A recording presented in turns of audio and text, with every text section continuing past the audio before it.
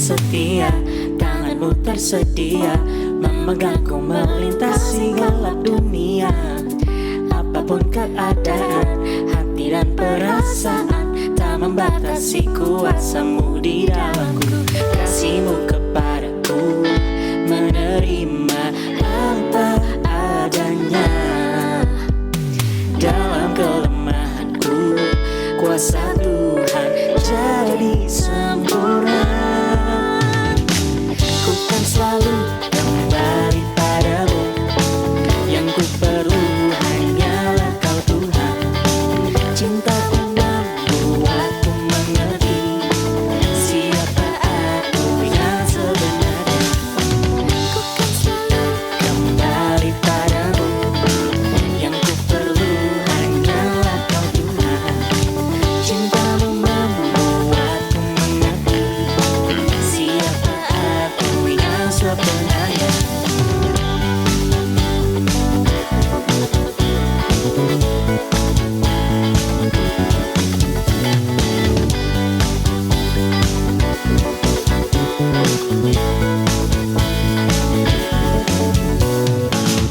Kau Tuhan yang setia, tanganmu tersedia memegangku melintasi gelap dunia. Apapun keadaan, hati dan perasaan tak membatasi kuasamu di dalamku. Kasihmu kepadaku menerima apa adanya. Dalam kelemahanku, kuasa Tuhan jadi sempurna. Ku kan selalu kembali padamu, yang ku perlu hanyalah kau Tuhan. Cintamu membuatku mengerti siapa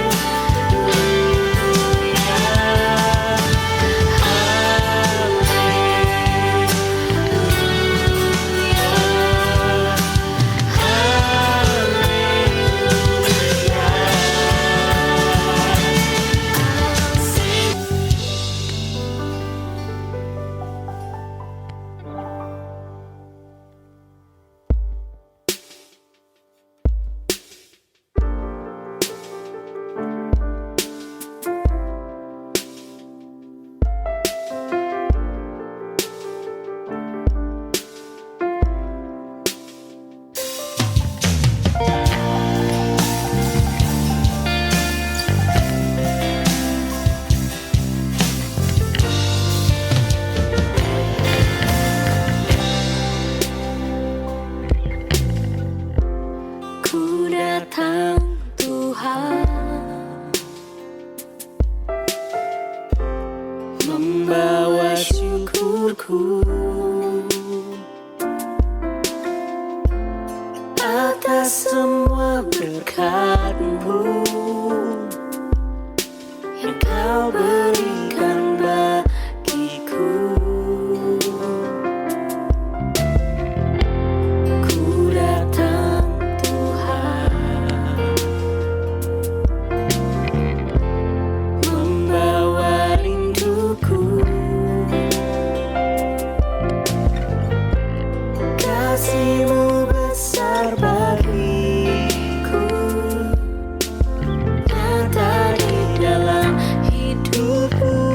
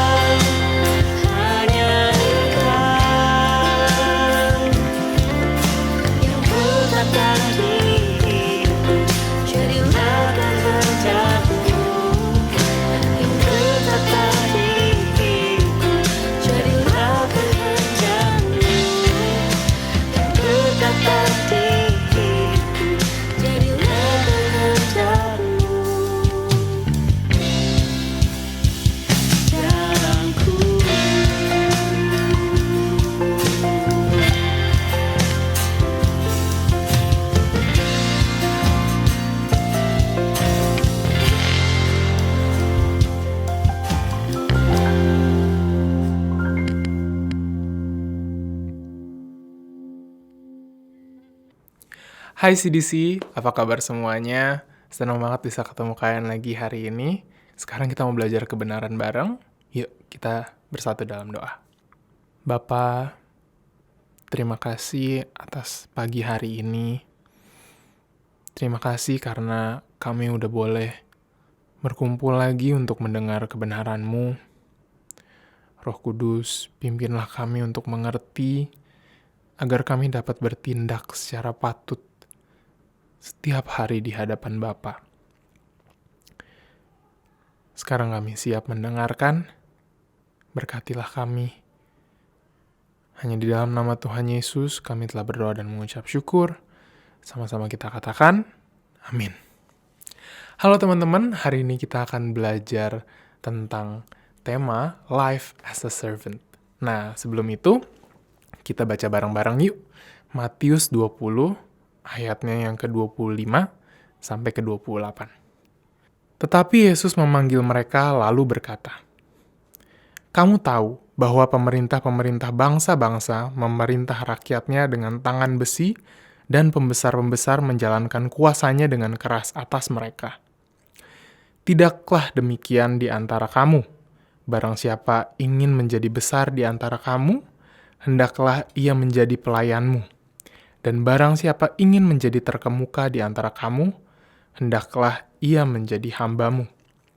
Sama seperti Anak Manusia, datang bukan untuk dilayani, melainkan untuk melayani. Dan untuk memberikan nyawanya menjadi tebusan bagi banyak orang." Nah, Tuhan Yesus mengatakan ini ketika ibu dari 2 murid Tuhan dan murid itu datang juga. Bertanya kepada Tuhan, gimana kedua anaknya itu bisa duduk di sebelah kanan dan kiri Tuhan Yesus di kerajaannya nanti. Nah, ibu dari anak-anak ini mau supaya kedua anaknya bisa memerintah bersama Tuhan di kerajaannya nanti. Karena di zaman itu mereka hidup dalam pemerintahan orang lain yang mereka ngerasa nggak nyaman diperintah oleh orang lain itu.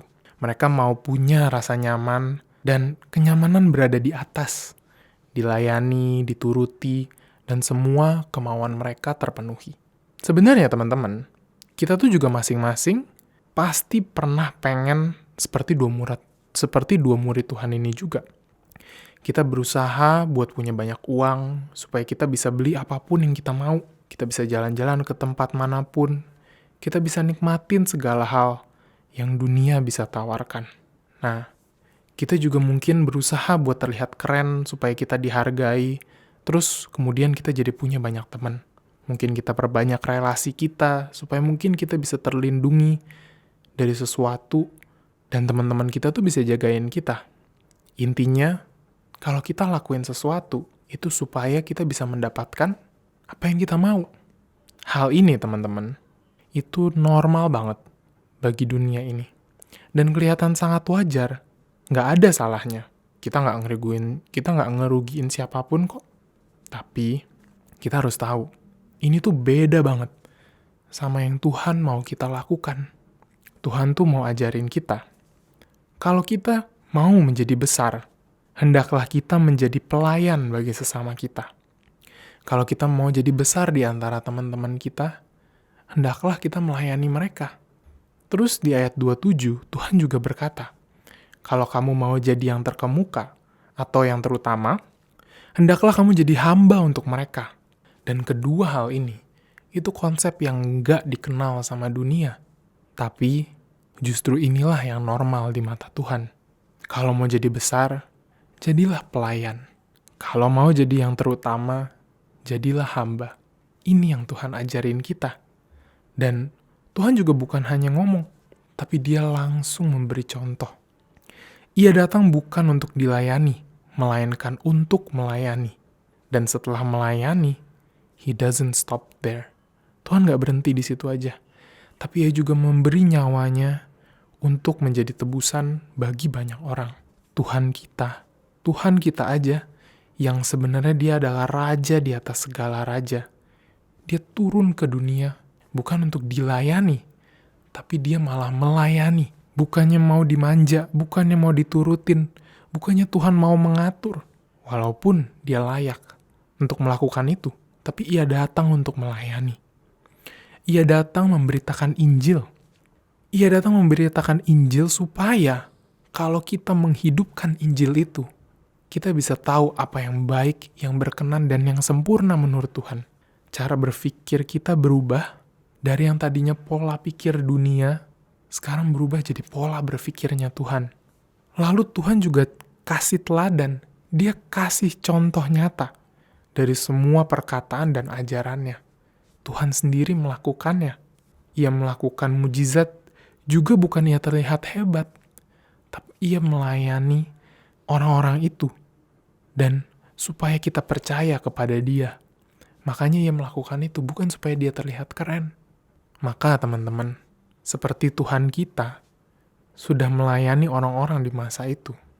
Ayo, kita ikuti teladan Tuhan untuk menjadi orang besar, bukan di mata manusia, tapi di mata Tuhan. Dan gimana caranya? Yaitu dengan melayani orang-orang di sekitar kita. Dari yang terdekat, dari orang tua kita, dari saudara kita yang ada di rumah, teman-teman kita, dan bahkan, dan seharusnya juga kita lakukan, melayani pembantu rumah tangga kita, melayani supir kita, mungkin orang-orang lain yang bekerja untuk kita. Dan bukan berarti kita jadi melakukan pekerjaan mereka. Tapi kita pikirin, how do we respond them? Gimana sih kita responin mereka? Kalau mereka bikin salah ke kita, jangan kita marah-marahin mereka. Seperti mereka bukan manusia. Kadang-kadang orang bisa memperlakukan orang lain dengan begitu jahatnya. Hanya karena mereka bekerja untuk orang ini. Kita nggak boleh gitu teman-teman. Kita harus pikirin apa perasaan mereka ketika kita berinteraksi sama mereka, gimana kita memberi mereka, treat mereka sama juga seperti kita treat teman-teman kita. Dan kalau mereka lebih tua, kita juga menghormati mereka. Begitu pula dengan sikap kita terhadap orang tua kita.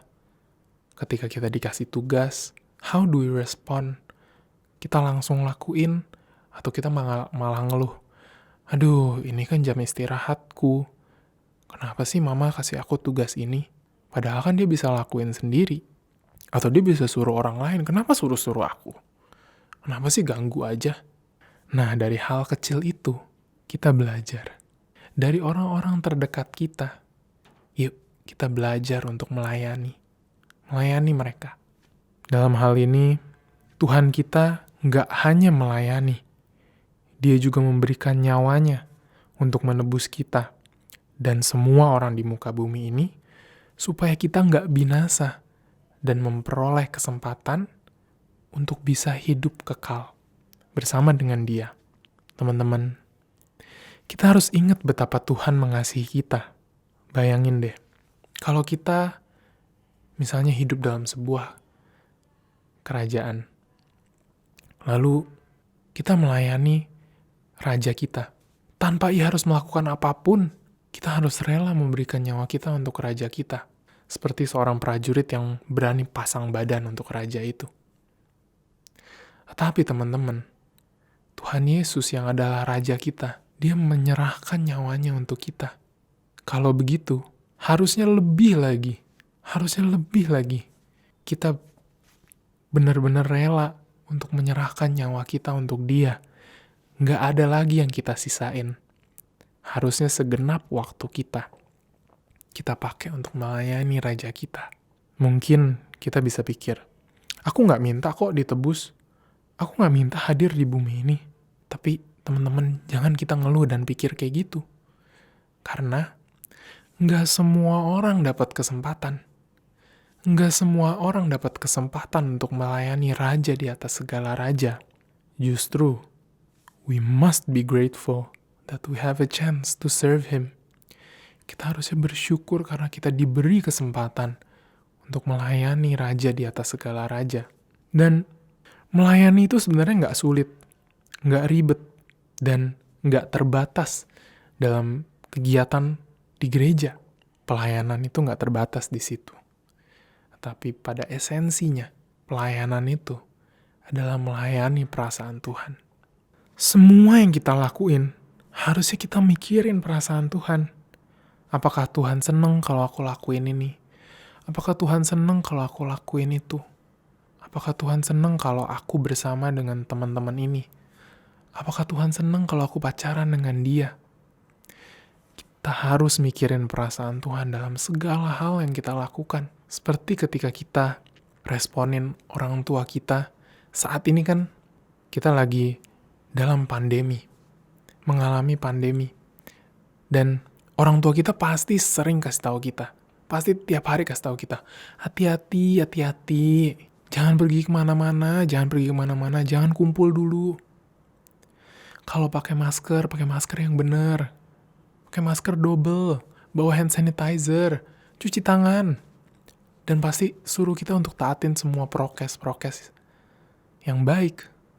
Dan harusnya kita mau taatin. Jangan kita sepelein. Karena ketika kita melakukan itu, kita melindungi mereka. Ketika kita melindungi diri kita sendiri, kita juga melindungi orang-orang yang ada di sekitar kita. Dan dalam hal ini, kita juga harus mikirin perasaan Tuhan. Tuhan pasti disenangkan kalau kita mau nurut dengan orang tua kita dan dengar perkataan mereka. Jadi walaupun sulit, walaupun kadang ngeselin, walaupun kadang ribet, tadinya nggak usah bawa apa-apa, sekarang harus jadi bawa banyak hal, tapi nggak apa-apa. Kita melindungi mereka, melindungi orang-orang yang kita kasihi, dan itu juga termasuk melayani Tuhan.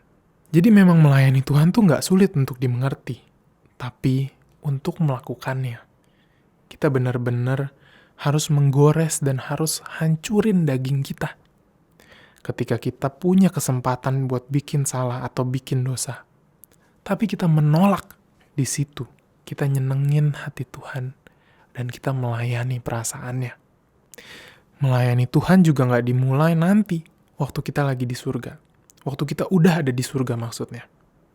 Tapi justru melayani Tuhan itu mulai sejak saat ini, detik ini, momen ini. Ketika kita lagi di bumi dan jalanin hidup kita yang sementara ini, kita harus menjalani hidup dan menjalani hidup ini sebagai hamba, sebagai pelayan, as a servant. And not just any servant, but his servant. Di dunia ini ada dua tuan. Ada Tuhan Yesus dan si iblis. Dan kita harus memilih apakah kita mau melayani Tuhan atau melayani si iblis. Kalau kita memilih Tuhan, berarti setiap hal yang kita lakukan, on every moment of our life, kita pilih buat nyenengin hati Tuhan. Kita pilih untuk melayani perasaan Tuhan. Kalau kita malah, atau mungkin kita masih nyenengin diri kita sendiri, mikirin perasaan kita, lakuin apapun yang kita mau, gunain waktu kita semau kita. Nonton ini, nonton itu, main ini, main itu. Yang penting aku seneng. Itu namanya kita masih melayani si iblis. Kita belum melayani Tuhan. Jadi, pilihan ini ada di tangan kita, teman-teman. Pilihan ini ada di tangan kita. Tapi hari ini, aku mau ajak, yuk kita pilih Tuhan. Yuk kita pilih Tuhan. Sejauh apapun kalian merasa kalian udah pergi, sejauh apapun kalian lagi rasa dari Tuhan, saat ini, mungkin kalian sebelumnya bandel, mungkin kalian sebelumnya nggak mikirin perasaan Tuhan, tapi yuk kita berbalik. Yuk kita berbalik. Yuk kita pilih Tuhan. Yuk kita pilih untuk menyenangkan hatinya. Dan selama kita masih bisa bernafas, artinya Tuhan masih kasih kita kesempatan. Tuhan masih kasih kesempatan kita untuk berubah dan kembali kepada Dia. Let's not waste this chance. Let's not waste this chance. Live your life as a servant, His servant. Hidupi hidup ini sebagai pelayan. Bukan sembarang pelayan, tapi pelayannya Tuhan yang melayani perasaan Tuhan, mikirin perasaan Tuhan dalam setiap saat di hidupnya. Mulai detik ini, kita belajar dan kita terus melayani dia sampai nanti di kekekalan. Thank you for listening. Sekarang kita tutup dalam doa yuk. Tuhan, hari ini kami belajar untuk hidup sebagai pelayan-Mu. Kami rindu Tuhan, dalam setiap hal yang kami lakukan, kami benar-benar menyenangkan-Mu. Biar kami boleh menghidupi kebenaran ini dalam hidup kami, sampai kami bertemu Engkau lagi Tuhan, di kekekalan. Terima kasih Tuhan Yesus, kami serahkan hidup kami, dan hidup orang-orang yang kami kasihi ke dalam tangan-Mu. Hanya di dalam nama-Mu Tuhan, kami berdoa, dan kami mengucap syukur. Sama-sama kita katakan, amin. See you all, happy Sunday, God bless.